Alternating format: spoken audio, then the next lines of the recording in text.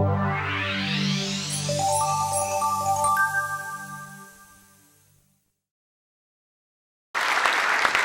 want to tell you a little bit of a different story.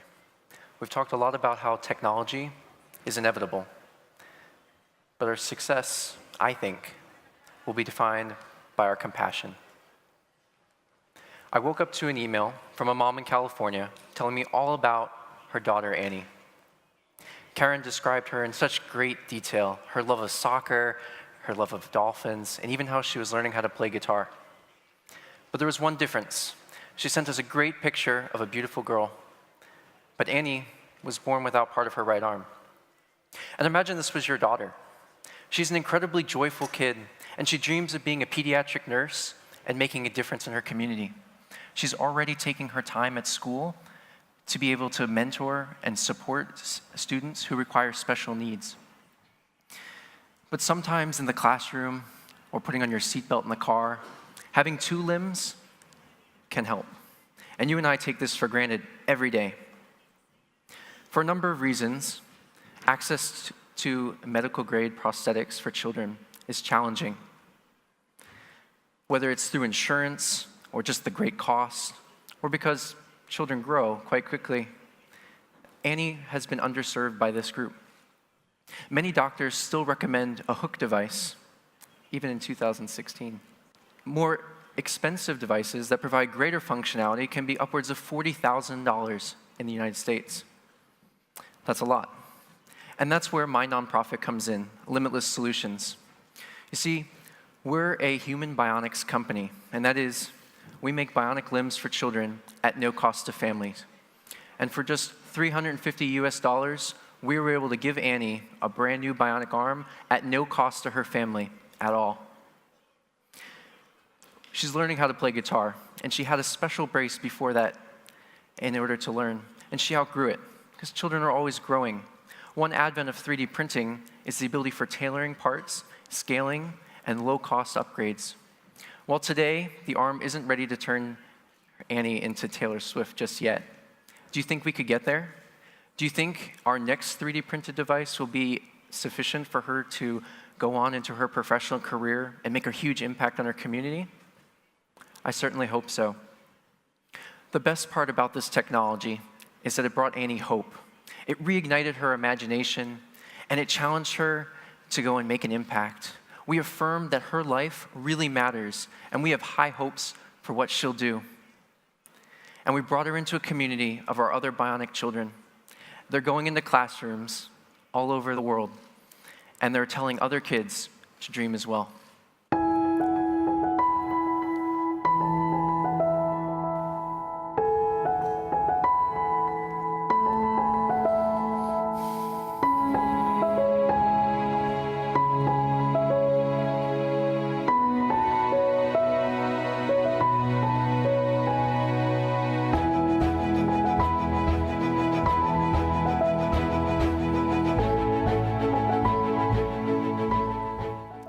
It's very exciting. So we are on the cusp of a whole new era of disability technologies. Can we get there? Can we enter into an era where the disability does not define the individual? Clearly, something has to be done. One challenge is that disability is a global issue. It affects all corners of the world, in America, here in Dubai, and every other country. And there's huge costs associated with disability that are shouldered by families, the individuals themselves, and even their governments. And the problem is not shrinking. It's certainly getting larger, whether through humanitarian crises, through conflicts, or just through growing human population. According to the World Health Organization, over 1 billion people in our world, about 1 in 7, deal with some sort of disability in their lifetime. When we look at those productivity losses or healthcare costs, it's very clear that the technology has to improve. And government is uniquely positioned to do this. And if we zoom out a little bit and we look at just the countries in Latin America, Africa, and Asia, over 30 million people require a prosthetic. And that was an increase from 2006 that only required 26 million.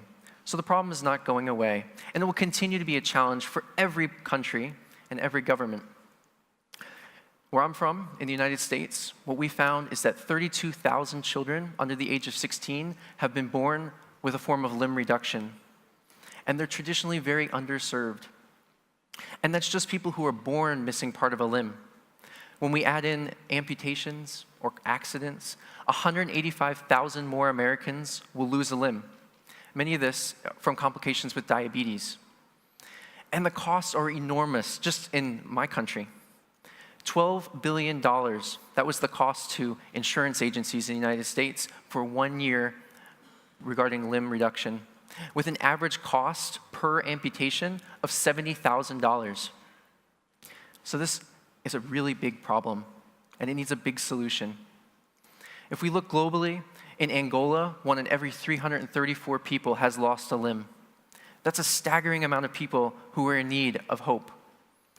The 2010 earthquake in Haiti, it changed everything, resulted in at least 6,000 amputations, many for children who were then homeless and parentless. That is the great challenge of our time. We have all the technology, we can do all of this, but our success will really be determined by our commitment and our compassion. So currently I'm studying at the University of Central Florida for my doctorate in mechanical engineering.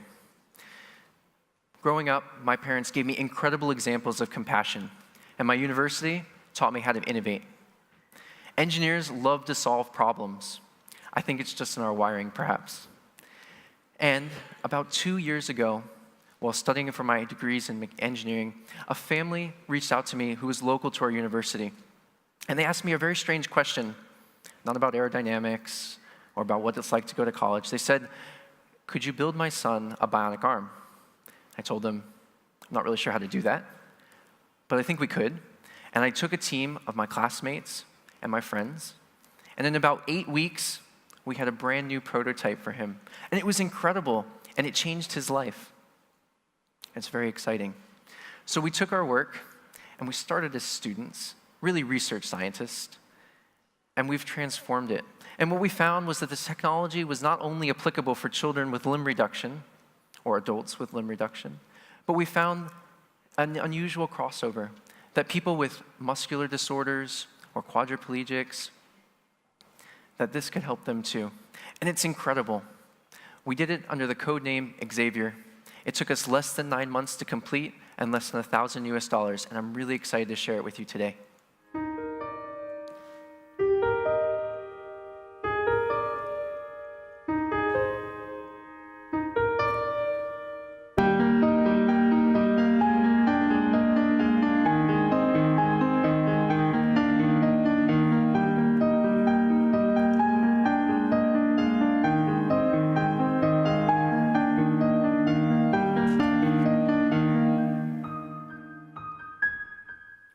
So this is the Project Xavier hands-free wheelchair, and it's an incredibly transformative piece of technology. For people like Charlie, who are quadriplegics, or battle with MS, or ALS, traumatic brain injury, or just a quadriplegic amputation, there's very few ways for them to restore their freedom. He's confined to a wheelchair. We were able to make that wheelchair hands-free, giving him back that independence.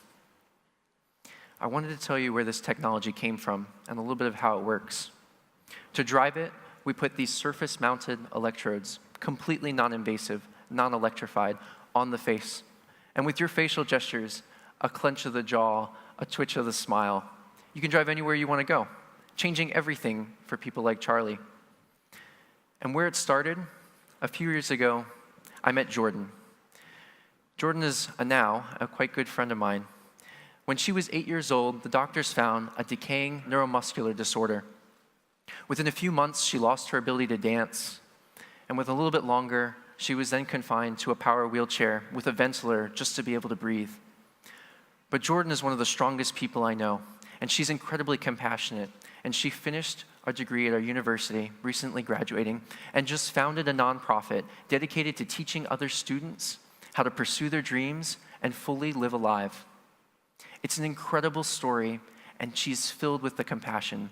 With her eye-tracking monitor, she writes a blog that goes all over the world, and it encourages people with disability, regular people, people just like me, and I couldn't be more proud to call her my friend. And this technology will be able to help Jordan because her challenge is that the disease will progress, and she may lose the strength in her hand in order to control her joystick.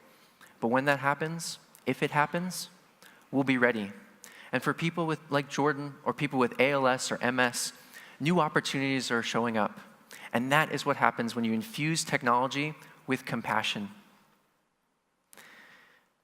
So at my university, we have incredible professors, many of which I've been a great student and learned from. And we're really excited because they're partnering with people all over the world to form new solutions.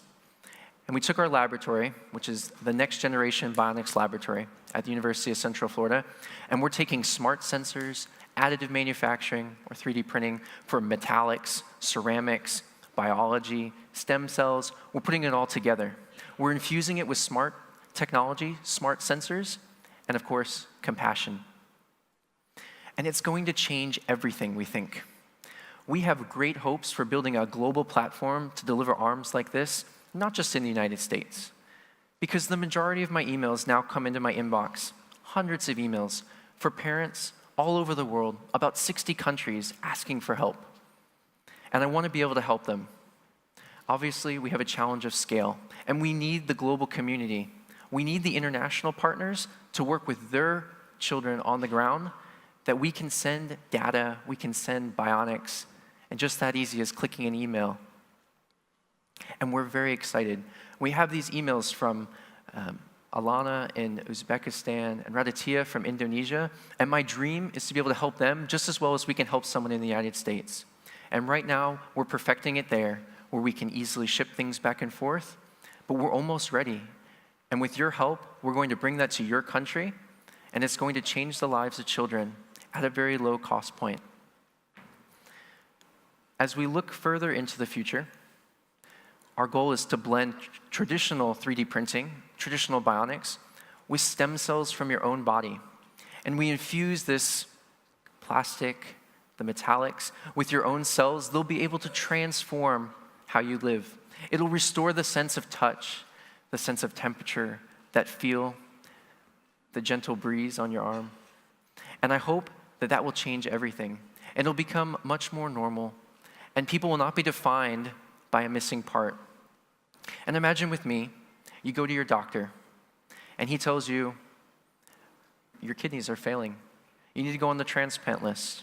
And currently, millions of people all over the world, parents, children, they wait on transplant lists for a second chance at life.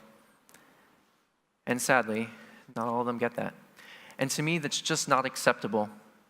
And with the government's help, we're going to be able to transform all of this. So imagine this. You get this news, we just make a new one. We replace it. The doctor tells you your pancreas, it's just not producing enough insulin. We replace the part. And it could be that easy. And it's a new way to look at disability. Because disability should not be the defining thing, but our technology can. We need to engineer hope. And so we've looked at this incredible technology, artificial intelligence, how it's going to change everything. It's going to revolutionize the world. And I agree, and I hope it does. And it's up to us how we pursue it, how we educate our youth, people like me, and we encourage people to fuse hope and compassion and care for the next generations and for our generations and the aging populations. And I'll tell you where this all started. The boy who contacted us 2 years ago, he was 6 years old. He dreamed of being Iron Man. Many of you may be familiar with Robert Downey Jr. and Iron Man. Well, Alex, he wanted a bionic arm just like him. And we worked with him to make it happen. And this was the arm we gave him. And it's incredible because the same Alex that was afraid to go to the grocery store, to go to the market, he's now filled with confidence. And it's reignited his imagination to dream about how he can use science and technology to have an impact on his community. He wants to go to a university now at age 6, age 7, transforming his whole trajectory for life because we affirmed that his life matters and we gave him tools to go and chase those dreams. And that's what we're going to do. And with your help, we're going to move forward and Limitless Solutions is going to continue advancing the next generation of disability technology, and we're so excited to work with you on this project. Thank you very much.